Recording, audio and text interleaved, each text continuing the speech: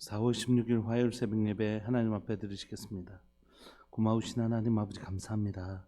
한 주간을 새롭게 시작할 수 있게 해주셔서 감사합니다. 하나님 주일날 우리에게 주셨던 말씀처럼 어두운 시대에 하나님의 빛, 하나님의 구원, 하나님 지쳐있는 빼앗김과 종노릇하고 있는 이 백성들을 향하여 한때이지만 그 하나님 샬롬을 선물할 하나님의 사람들, 사사들을 세우신 것을 우리가 살펴보았습니다.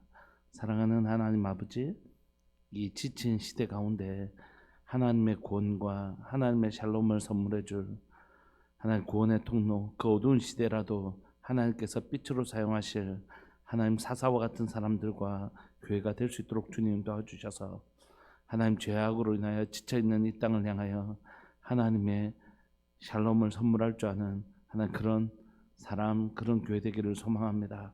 사무엘이 일어나기까지 하나님 그 시대가 끊어지지 아니하고 하나님 여호수아 시대가 하나님 왕정 시대로 이어질 수 있도록 하나님이 제약된 세상 가운데서도 그 빛의 사명을 감당했던 사사들처럼 또 하나님 우리 사랑하는 교회와 성도들이 하나님 우리 다음 세대들을 위하여, 우리 자녀 세대들을 위하여 이 복음을 잘 이어줄 수 있는 부모 세대 될 수 있도록 은혜 내려 주옵소서. 사랑하는 예수님의 이름으로 감사하며 기도합니다. 아멘. 찬송가 435장 함께 찬양 들으시겠습니다. 찬송가 435장입니다.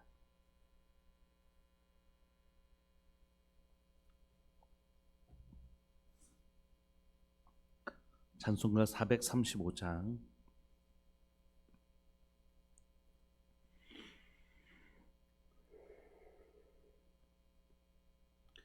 나의 영원하신 기여 생명보다 귀하다. 나의 갈 길 다가도록 나와 동행하소서.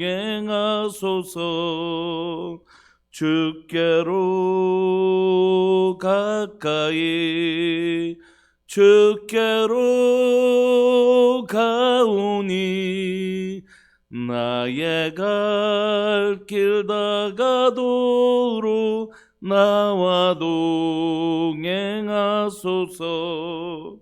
세상 복이 아니람과 모든 명예 버리고 험한 길을 가는 동안 나와 동행하소서. 주께로 가까이 주께로 가오니 나의 갈 길 다가도록 나와 동행하소서. 골짝 지나가며 험한 바다 건너서 천국 문에 이르도록 나와 동행하소서. 주께로 가까이 주께로 가오니 나의 갈 길 다가도록 나와 동행하소서. 아멘.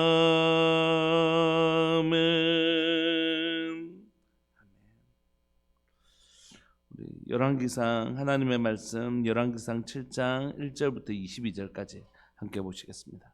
하나님의 말씀 열왕기상 7장 1절부터 22절까지입니다.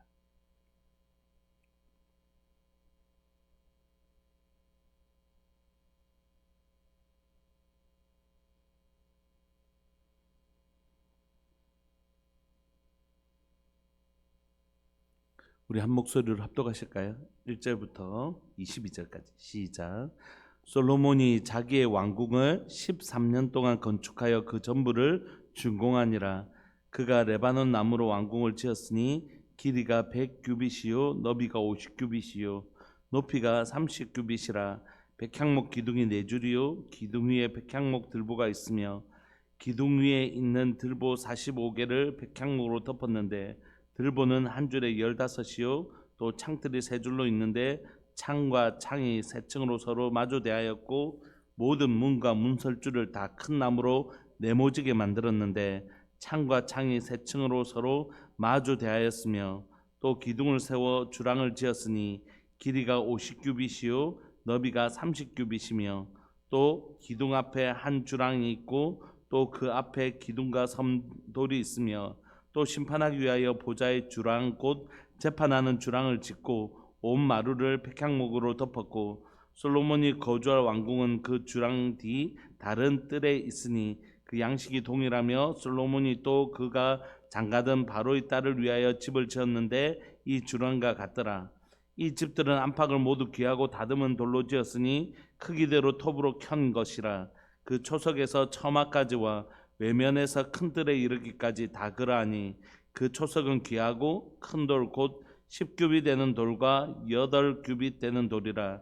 그 위에는 크기대로 다듬은 귀한 돌도 있고 백향목도 있으며 또 큰 뜰 주위에는 다듬은 돌 3켜와 백향목 두꺼운 판자 1켜를 놓았으니 마치 여호와의 성전 안뜰과 주랑에 놓은 것 같더라. 솔로몬 왕이 사람을 보내어 히람을 두로에서 내려오니 그는 납달리 지파 과부의 아들이요 그의 아버지는 두로 사람이니 놋의 대장장이라. 이 히람은 모든 놋 일에 지혜와 총명과 재능을 구비한 자이더니 솔로몬 왕에게 와서 그 모든 공사를 하니라. 그가 놋 기둥 둘을 만들었으니 그 높이는 각각 18규빗이라. 각각 12규빗 되는 줄 둘을 만하며 또 놋을 녹여 부어서 기둥머리를 만들어 기둥 꼭대기에 두었으니 한쪽 머리의 높이도 5규빗이요 다른 쪽 머리의 높이도 5규빗이며 기둥 꼭대기에 있는 머리를 위하여 바둑판 모양으로 얽은 그물과 사슬 모양으로 따은 것을 만들었으니 이 머리 7이요 저 머리 7이라. 기둥을 이렇게 만들었고 또 2줄 석류를 한 그물 위에 둘러 만들어서 기둥 꼭대기에 있는 머리에 두르게 하였고 다른 기둥 머리에도 그렇게 하였으며 주랑 기둥 꼭대기에 있는 머리에 4규빗은 백합화 모양으로 만들었으며 이 2 기둥 머리에 있는 그물 그 곁 곧 그 머리의 공같이 둥근 곳으로 돌아가며 각기 석류 200개가 줄을 지었더라. 이 2 기둥을 성전의 주랑 앞에 세우되 오른쪽 기둥을 세우고 그 이름을 야긴이라 하고 왼쪽에 기둥을 세우고 그 이름을 보아스라 하였으며 그 2 기둥 꼭대기에는 백합화 형상이 있더라. 2 기둥의 공사가 끝나니라. 아멘. 저희는 지금 솔로몬이 성전을 짓는 장면들을 살펴보고 있습니다. 그런데 오늘 본문에는 성전 짓는 장면을 기록한 6장에 의해서 우리가 지금 7장을 살펴보고 있는데요. 근데 갑자기 6장에서 7장으로 넘어가면서 성전 건축 사이에 솔로몬의 궁전을 짓는 장면들이 오늘 기록되고 있습니다. 6장까지는 계속해서 성전이 건축되고 있다가 오늘 본문에 보면 성전을 위하여 다시 솔로몬이 그 주랑을 짓는 장면들, 녹기둥을 짓는 장면들 있잖아요. 그 사이에 오늘 그 솔로몬의 성전 짓는 솔로몬의 궁정을 자기 왕궁을 짓는 장면들이 등장하고 있습니다. 성전 건축을 짓다가 왜 이 중간에 자기 왕궁 짓는 기사들을 중간에 이렇게 배치했을까 생각해 보면 우리가 찬찬히 읽어가 보면 그 이유를 조금 짐작할 수 있는 것 같습니다. 열왕기상을 기록한 저자의 의도를. 여러분 성전 건축을 하는 데는 7년이 걸렸습니다. 그런데 오늘 왕궁을 짓는 데는 13년을 걸렸어요. 그래서 생각해 보면 그래도 하나님의 전을 짓는데 하나님 전보다 자기 집을 짓는데 더 시간을 많이 쓰는 게 그럴 수도 있지 할 수도 있는데 조금 우리 마음에 그래도 하나님의 성전을 짓는 것보다 자기 집에 더 많은 애를 쓰는 것 같아서 조금 찝찝한 마음이 있잖아요. 두 번째는 우리가 짓는 장면들을 쭉 보니까 공사 기간만 이렇게 길었던 것이 아니라 공사 기간이 늘었으니까 당연히 크기도 좀 달랐겠죠. 왕궁의 높이는 성전과 같은 30규빗이었는데 너비는 한 4배 정도가 더 큽니다. 자기의 왕궁이. 우리가 살펴보면 6장에 살펴보면 6장과 오늘 본문을 살펴보면 시간이 7년, 13년 걸렸을 뿐만이 아니라 너비도 한 4배 정도가 더 많이 걸리는 거죠. 그러니까 이렇게 넓은 지역을 만들려고 하니까 들어가는 것도 더 많지 않습니까? 그래서 오늘 본문에 보면 뭐 기둥도 몇 개고 뭐 창문도 몇 개고 문과 문설주도 어떻게 했고 이렇게 쭉 기록하고 있는 것입니다. 그러면 우리가 이것들 좀 살펴보면서 시간도 크기도 더 이렇게 많이 들은 것에 대해서 그렇다고 해서 뭐 이렇게 그건 죄야 이렇게 할 수는 없지만 하나님 우리에게 또 금욕주의를 주신 건 아니니까 하나님 우리에게 주신 것들을 누릴 수 있는 우리에게 기쁨과 자유를 주셨는데 그럼에도 불구하고 이것 좀 지나치다 이런 찝찝한 마음이 우리에게 좀 있는 거죠.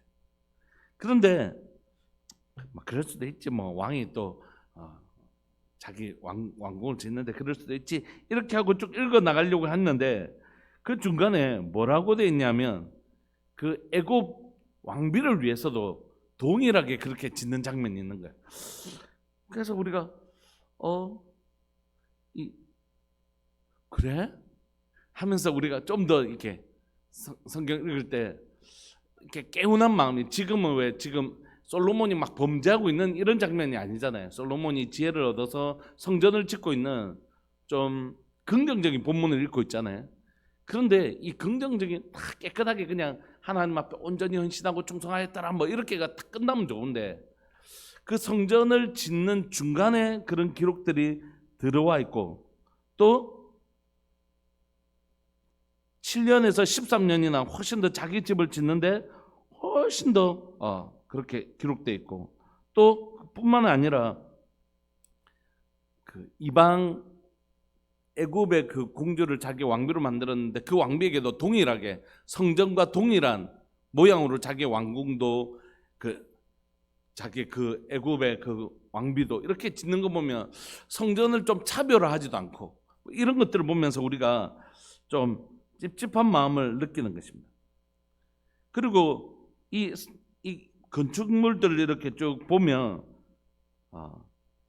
다른 성전하고 똑같은 수준으로 잘 다듬은 돌, 백향목으로 이렇게 짓고 있는 것들을 보면서 성전만큼이나 자기 집과 자기 왕비를 위해서 애를 쓰는 것 같은. 그래서 이걸 보면서 좀 우리 마음에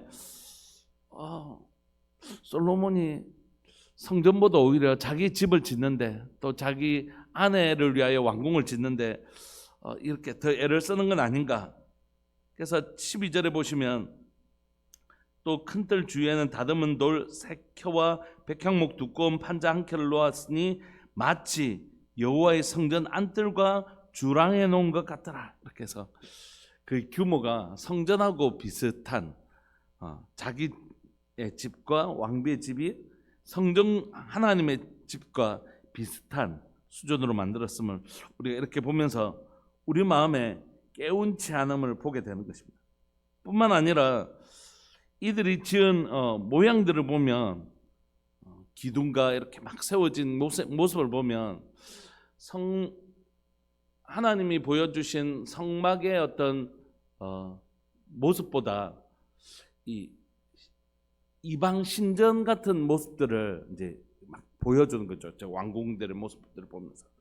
그래서 이게 좀 성전으로 지었는데 자기의 집과 왕비 모양은 점점 이방 신전, 이방 건축물의 모양을 따라가는 모습들을 보면서 좀 찝찝한 마음을 가지게 되는 것입니다. 그리고 이제 이어서 13절부터 22절까지 이제 다시 성전 건축에 대한 내용이 있는 거죠. 13절 보면 솔로몬 왕이 이제 7장 1절부터 12절까지는 성전을 짓는 장면 중에 중간에 쓱 뭐가 들어와 있냐면 솔로몬의 왕궁과 그 자신의 왕비였던 애굽 왕비의 그런 왕궁을 짓는 장면이 들어오고 다시 13절부터 오늘 22절까지 성전을 짓는 장면이 있는데요. 그 성전을 짓는 장면에서 우리가 특이한 것은 뭐냐면 솔로몬 왕이 사람을 보내어 히람을 두로에서 데려오는데 그 사람이 납달리 지파 과부의 아들이요 그의 아버지는 두로 사람이니 놋의 대장장이라. 이 히람은 모든 놋일, 놋을 다루는데 아주 탁월한 재능을 가지고 있었던 사람이에요. 지혜와 총명과 재능을 구비한 자더라. 그래서 우리가 이 사람을 성전을 건축하는 사람 중에 지혜와 총명과 재능을 구비한 자들아 이 표현을 쓰니까 누가 생각이 나냐면 모세가 성막을 지을 때 부살렐과 올리압이 생각이 나는 거예요.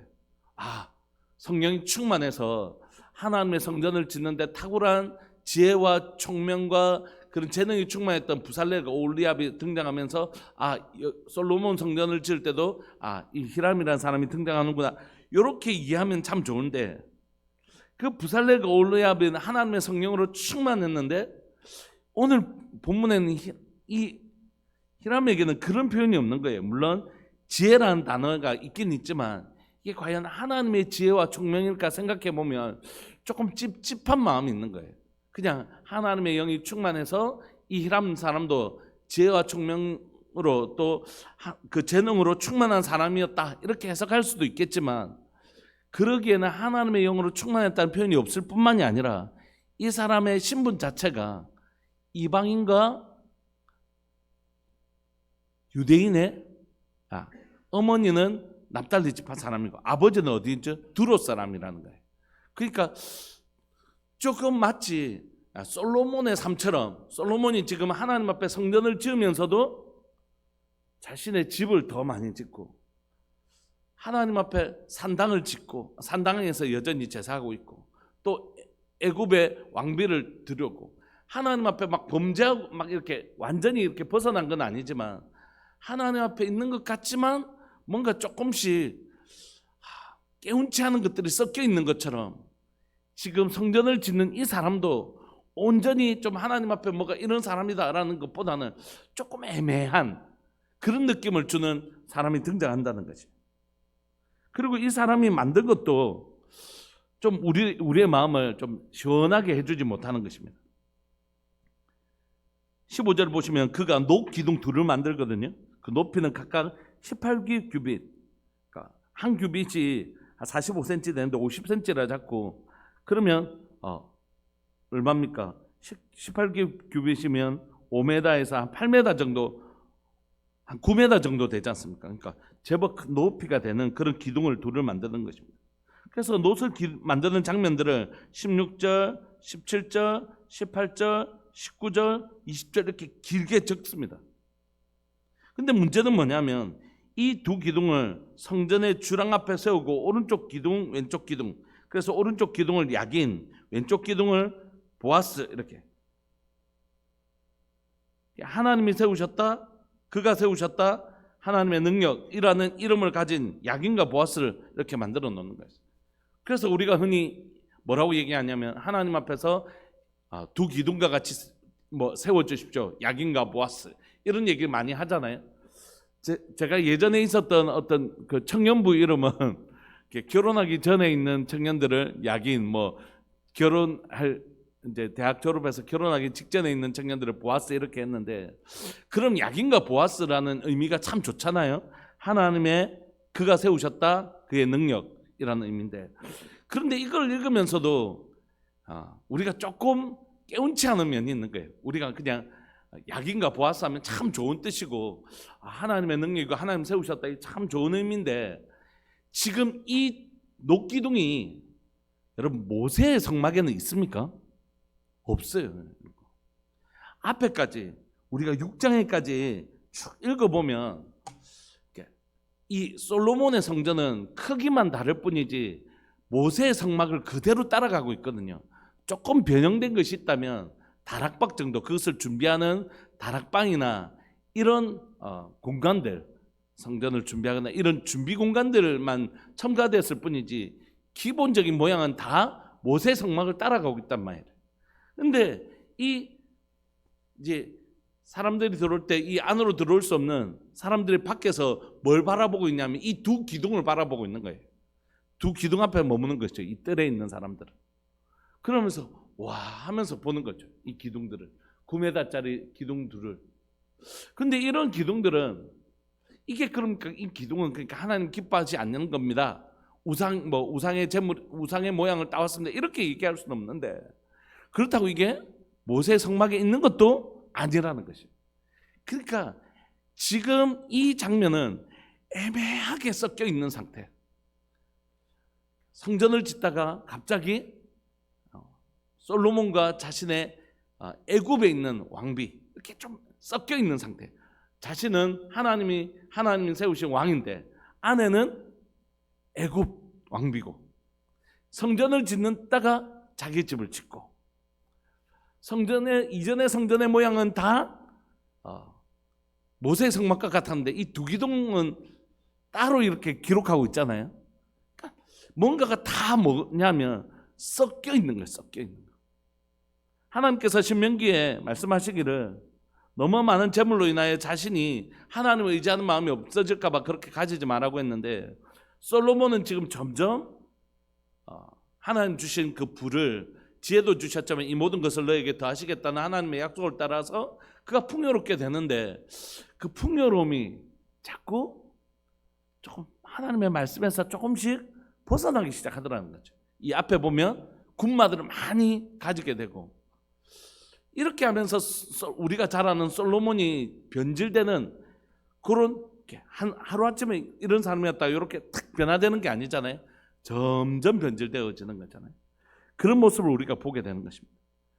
제가 오늘 본문을 준비하면서 이제 많은 다른 분들의 책들을 좀 참고하는데 이런 질문들을 이렇게 학자들이 좀 했더라고요. 이 본문을 바라볼 때 중요한 초점은 솔로몬의 마음은 어디에 있는가? 성전에 있는가? 왕국에 있는가? 자신의 왕국. 그것에 대해서 오늘 본문이 물음표를 찍고 있다. 과연 솔로몬의 마음이 예전처럼 하나님께만 있는가? 그것에 대하여 열왕기상 저자는 그렇지 않다라는 뉘앙스를 우리에게 아주 깊게 얘기하고 있는 거죠. 자, 한번 보시겠습니까? 말씀을 좀 마무리하고 싶은데요. 우리가 여호수아 시대에서 사사기 시대로 넘어가는 것을 우리가 주일날 살펴봤지 않습니까? 하루아침에 짠 하고 바뀌지 않습니다. 서서히 변하기 때문에 그 안에 있는 사람들은 잘 그 변화를 잘 느끼지 못해요. 왜냐하면 그 변화의 속도가 우리의 눈에 보이게 팍팍팍 이렇게 만약에 여기 있다가 저기로 탁 옮겨지면 왜 이렇게 다르지? 라고 느낄 텐데 우리가 그 안에 있기 때문에 그 변화들을 잘 모릅니다. 그래서 여호수아가 그 장로님들 하나님이 어떻게 일하셨는지를 본 분들은 그래도 그 삶을 이어가요. 여러분 우리가 관성이라는 단어를 가지고 우리 주일날 설교를 한 적이 있지 않습니까? 우리는 관성의 지배를 받아요. 사고든 뭐든. 그래서 피아노가 여기 있으면 피아노를 저기 옮겨 놓으면 이상해요. 왜냐하면 우리는 피아노가 여기 있는 것에 익숙하거든요. 그래서 피아노를 저기 옮겨가면 좀 색다른 애가 아니라 저 이상해, 잘못됐어 이렇게 생각하는 경향이 있어요. 그런데 그래서 이 관성들을 깨트리는 게 필요하거든요. 쭉 과거의 전통이라는 것들에 지배받지 않고 하나님의 말씀에 비추어서 그것을 개혁해 나가는 것, 그게 우리가 말한 개혁주의거든요. 그런데 이 관성은 나쁜 것만 있는 게 아니라 좋은 것도 있습니다. 신앙의 유산들. 나는 어릴 때부터 어머니가 큐티를 계속 시키셨는데 그렇게 해서 저는 커서도 이 신앙이 제 가운데 거룩한 습관이 되어서 그렇게 살게 만들었습니다. 이런 좋은 관성도 있단 말이에요.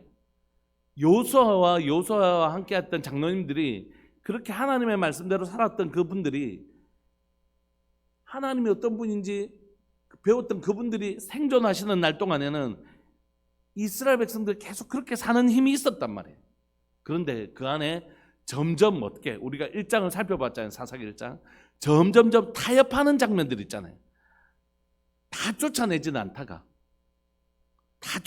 않다가 같이 살다가 같이 생존하는데 저 사람들이 갑자기 너희들 더 이상 이 땅으로 못 내려와 하다가 이제 마지막에는 지배를 당하는 데까지 이렇게 점점 역전되어지는 것을 우리가 보았잖아요. 여러분, 이런 현상은 제가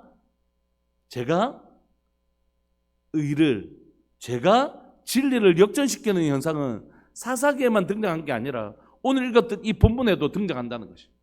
그래서 우리가 민감하게 우리 자신들을 반응해야 되는 건 뭐냐면, 혹시 내가 여지를 남겨두었던 내 삶에 뭐 이건 괜찮지 않을까?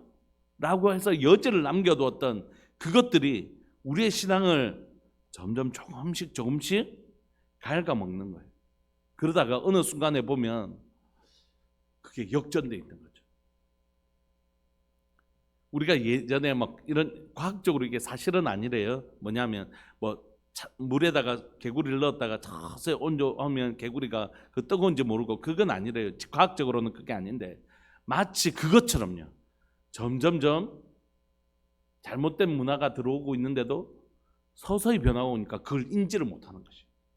오늘 우리가 가지고 있는 교회 문화, 교회 안에 우리가 가지고 있는 여러 가지 문화 중에 과연 성경적인가?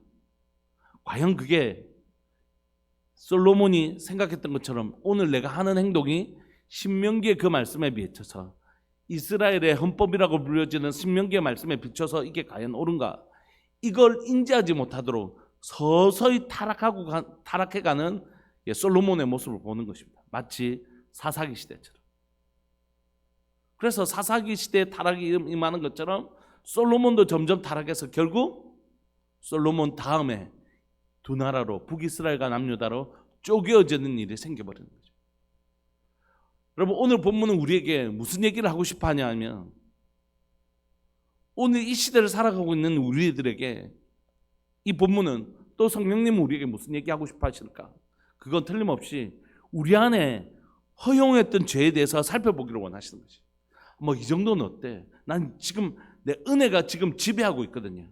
내 삶에 죄가 한 10% 있지만 은혜가 한 90%를 차지하고 있을 때는 괜찮아요. 이렇게 막 죄를 억제하는 힘이 있다고요. 근데 그걸 허용하는 순간, 남겨두는 순간 이게 점점 힘을 발휘해서 내 삶 가운데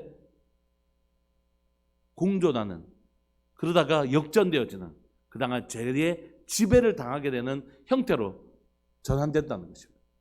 그렇다면 목사님, 우리는 그러면 뭐 죄 없는 순결한 사람으로 살 수가 있습니까? 아니죠. 우리는 성화되어져 가는 과정이 있습니다. 그런데 분명한 것은 우리 안에 죄가 내 자신을 역전시키는 현상이 일어나지 않도록 내 안에 있는 뭐가요? 진리가 죄를 계속해서 이겨나가는 삶을 살아가고 있는가? 그거 점검해 봐야 되는 거지. 우리는 성화의 삶을 살잖아요. 점점 더 우리 안에서 하나님의 지배가, 하나님의 진리가 이기는 삶을 살아가고 있는 거잖아요. 그러니까 우리 가운데 계속해서 이걸 점검해 봐야 되는 것입니다. 내가 허용했던 죄악들이 나를 역전시키고 있는 것은 아닌지, 계속해서 내 안에 있는 허용했던 것들을 그렇게 살면 안 된다고 성경이 우리에게 가르쳐주고 있는 거죠.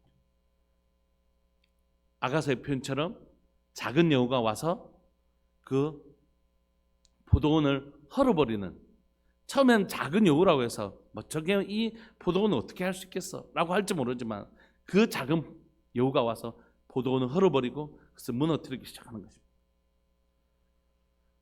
저희 아이들에게 물었어요. 너희들 만약에 수학여행을 가야 되는데 주일날 수학여행 가야 되면 어떻게 할래? 너희들 코로나 때문에 애들이 수학여행을 못 갔거든요. 막 이럴 때. 이제 너희들 이제 학창 시절에 갈 수 있는 기회가 이제 한 번밖에 없는데, 예를 들면 그러면 주일날 만약에 하면 어떻게 할래? 그러니까 애들이 안 가지 뭐, 이렇게 얘기를 하더라고요. 그래서 야, 한 번밖에 없어. 안 간다는데 막 칭찬해 줘야 되는데 막 꼬셔요. 한 번밖에 없어. 그래도 안 갈 거야. 그러니까 아유 아빠, 뭐 딴 데 여행 가면 되지 뭐, 나중에 안 갈래 주일날. 그렇게 얘기했는데, 물론 막상 그런 상황이 되면 어떻게 할런지 또 다른 문제이긴 하지만 그렇게 얘기해 주니까 고맙더라고요. 저희 아이가 이제 고등학생이 된 아이가 있는데, 고등학교 1학년이니까 이제 시험 기간이 얼마 안 남았어요. 한 2주밖에 안 남았거든요. 그러니까 사실 12시까지 공부하고 집에 와서도 1시까지 공부하고 또 6시 반쯤 되면 일어나고 이렇게 피곤하잖아요. 그래도 이제 뭐 지가 공부 안 하는 녀석도 있지만 그렇게 또 열심히 하는 녀석도 하나 있으니까. 근데 열심히 하는데 고마운 게 뭐냐면 하루도 큐티를 안 빠지는 거예요. 큐티를 하루도 안 빠지고 저희 가족 카톡방에 큐티 한걸 자기가 은혜 받은 거 올리고 이제 중고등부 방에도 있거든요. 그걸 올려요. 뭐 둘째, 셋째도 올리긴 하지만 그 애들은 우리가 막 이제 빨리 안 올려 이렇게 하고. 근데 둘째는 지가 그렇게 공부하고 막 정신 없는데도 하루도 빠지지 않고 하거든요. 중고등부에서 한번 9분 기도인가 뭐 이런 걸 한 적이 있어요. 그러면 사실 오늘 시험 치면 시험 치고 와서 뭐 한 4교시 치고 와서 큐티하고 기도를 할 수 있잖아요. 좀 일찍 와서 아침 일찍 일어나서 큐티하고 기도하고 가더라고요. 물론 뭐 얘가 아직 약간 생각이 뭔 꼭 지켜야 돼 이런 생각이 강해서 이런 걸 열심히 해요. 아직 이게 자기의 신앙이라고 보기는 어려워요. 그럼에도 불구하고 타협하지 않는 부분에 대한 자신의 삶을 요 정도는 좀 이럴 때는 좀 이런 것에 대해서 되게 감사한 마음이 있는 거예요. 저희 아내는 여기 저는 좀 너무 지나치다고 생각할 때가 있는데 어디까지 얘기하냐면 저희 아이에게 수요일 날 금요초라도 꼭 예배를 드려라. 그래서 이제 뭐 학원을 가야 될 때도 있고 이런데 그건 만약에 그날이 쉬는 날이면 반드시 예배를 드려야 된다. 그날 이제 수요일 날 그 선거 날에 이제 수요일이었는데 제가 독서실 가서 요즘 가서 한 12시까지 공부하고 왔거든요. 그러니까 이제 저희 집사람이 아이를 불러가지고 쉬는 날은 낮에 공부하고 수요 예배 드리라고 오라. 저도 뭐 그것까지는 그냥 놔뒀으면 좋겠는데 그런 얘기를 하더라고요. 우리 안에 요 정도는 어때? 주일 뭐 52번인데 2번 정도는 어때? 뭐 주일날 뭐 놀러 안 가면 뭐 어떻게 돼? 11조 막 이렇게 하는데 이렇게 하는 건 어때? 하나님 앞에 이렇게 사는 사람 뭐 맨날 하는 건데 좀 한두 번 어때? 이렇게 하면서 서서히 꽃감 빼먹듯이 이렇게 하나씩 빼주다가 보면 내 삶에 어느 순간에 그럴 수 있지. 이렇게 허용하기 시작하는 거지. 그게 무서운 거죠, 사실은. 솔로몬이 처음부터 막 타락한 게 아닙니다, 여러분. 솔로몬 같은 사람이 없잖아요. 하나님 앞에 이런 사람이 없습니다. 그러나 그의 삶에도 솔로몬과 같은 사람 삶에도 하나씩 잃어버리기 시작하다가 결국 이런 일이 생겨요. 여러분, 여호수아 시대입니다. 여호수아 그 시대도 꽃감 빼먹듯이 하나씩 빼먹다가 결국 그 다음 세대, 새로운 세대가 일어날 때까지는 시간이 제법 흘렀거든요. 그런 시대가 왔을 때 그 풍성했던 하나님의 영광은 다 사라지고 없었습니다. 여러분, 새벽 예배 나오시는 제가 주일에도 말씀드렸지만 새벽 예배 나오셔서 너무 감사해요. 너무 고맙고 하루도 빠지지 말라는 뜻은 아닙니다. 여러분들처럼 이렇게 거룩한 습관이 돼 있는 건 너무 중요해요. 저는 걱정스러운 건 뭐냐면 이제 이 기도하시는 분들의 기도가 그 다음 세대, 조금 젊은 세대로 이어져서 이게 사라지지 않도록 지켜내야 될 거룩한 의무가 있는 거죠. 목사님 뭐 때 되면 다 됩니다. 아직 안 돼요. 기도가 때 되면 되는 게 아니더라고요. 진짜 열심히 그 기도의 삶을 살아야지 이어지는 거거든요. 그래서 제가 염려스러운 건 이제 우리 조금 젊은 세대들이 이 기도를 함께 이어가 줬으면 좋겠다. 서서히 꽃감 빼먹듯이 우리 어른들의 기도를 빼먹고 사는 게 아니라 함께 기도를 이렇게 이어져가는 젊은 세대들이 좀 일어났으면 좋겠다. 새벽 예배에 젊은 기도하는 사람들이 좀 일어났으면 좋겠다. 그런 간절한 마음이 있는 것 같습니다. 우리 시간 말씀 붙들고 한번 기도하실까요? 하나님, 내 삶에 말씀으로 나를 점검하는 뭐 이 정도는 어때? 내가 성전도 다 지었는데 나도 왕궁 지을 수 있지. 맞아요, 왕궁 지을 수 있어요. 그런데 그때 내 마음이 옮겨갔는지를 잘 봐야 돼요. 우리 이 시간 통성으로 한번 기도하면서 하나님, 내 마음을 살필 수 있는 은혜를 더하여 주십시오. 내 마음이 진짜 하나님을 향하여 뜻을 정하고 순결하게 지켜지고 있는지, 아니면 벌써 내 마음이 세상과 타협해서 하나씩 내 마음을 세상에게 옮겨주고 있는지, 이 정도는 어때 하면서 하나님 내 마음을 지키게 해주십시오. 하나님을 향한 내 마음을 지키게 해주시고 작은 여우가 내 삶의 포도원을 허물지 않도록 내 삶을 말씀으로 지켜내는 은혜가 우리에게 있게 해주십시오. 우리 시간 사랑하는 주님의 이름을 크게 부르시면서 하나님 다윗의 삶을 살아가게 해주십시오. 넘어지더라도 다시 자신을 지키는 솔로몬과 같은 삶이 아니라 하나님 우리를 지킬 수 있는 은혜를 다해달라고 우리 주님의 이름을 간절히 구하시면서 기도하면서 나갑시다. 기도하시겠습니다. 주여, 살아계신 하나님 아버지, 역사하시는 하나님 감사합니다. 이 새벽에 하나님 사실 솔로몬의 하나님의 말씀을 살펴보면서, 솔로몬에 관한 말씀을 살펴보면서 하나님 제 삶에 두려움이 있습니다. 하나님 제 삶을 하나님의 작은 여우가 헐고 있는 것 아닌가, 내 삶에 허용했던 작은 습관들과 하나님 연약함들을 주님 다시 한 번 더 꺼내어 놓습니다. 하나님 내가 보내는 많은 시간들 중에 하나님 내가 무엇 하면서 보내고 있는지 다시 점검하게 됩니다. 사랑하는 하나님 아버지, 핸드폰을 사용하는 시간들에 대해서 다시 한 번 더 하나님 저 자신과 또 하나님의 저희 아이들에게 하나님 우리가 점검하기를 소망합니다. 내가 하루 종일 기도하고 예배하고 이렇게 하는데 이 정도는 괜찮지 않을까 하면서 세상 문화에 자꾸 내 마음과 내 눈과 하나님 내 관심들을 빼앗기고 있는 것은 아닌지 하나님 점검하기를 소망합니다. 살아계신 하나님 아버지, 내 삶의 작은 여우들을 볼 줄 아는 하나님 지혜가 있게 하여 주시고, 하나님 신명기의 말씀을 통하여 하나님의 뜻이 무엇인지 살펴봐야만 했던 솔로몬이 그 하나님의 진리를 하나님이여 타협하기 시작할 때 자신의 삶에 제약들이 들어오고 자신의 삶에 하나님의 작은 여우들이 들어와 허물어지기 시작하는 것을 우리가 보고 있습니다. 하나님, 우리가 하나님 말씀 바라보게 하여 주시고 하나님의 말씀에 내 삶을 비출 수 있는 지혜가 있기를 소망합니다.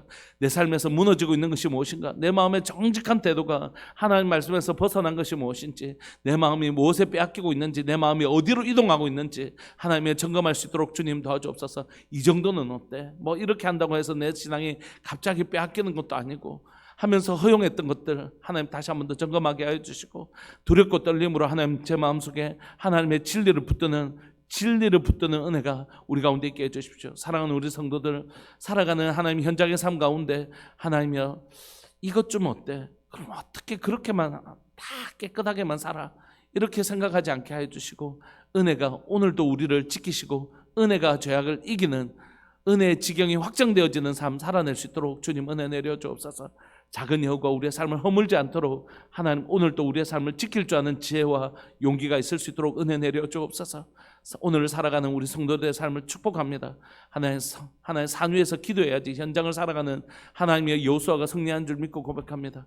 하나님이여 이곳에서 기도하는 우리들 되게 해주시고, 현장을 살아가는 사람들을 위하여 산 위에서 기도했던 모세처럼 하나님이여 현장을 살아가는 여호수아가 승리할 수 있도록 기도하는 목사, 기도하는 우리들 될 수 있도록 은혜 내려 주옵소서. 감사합니다. 주님 영광 받아 주옵소서. 사랑하는 예수님의 이름으로 감사하며 기도합니다. 아멘. 송 집사님 하나님 앞에 귀한 예물 드리셨습니다. 우리 함께 계속 기도하시면서 하나님 예수님께서 기도를 통하여 베드로를 지켜주셨던 것처럼 하나님 우리 기도하면서 하나님 내 삶을 지켜달라고 기도하시고, 우리의 가족들을 위해서 우리의 기도가 가족들의 삶을 지킵니다.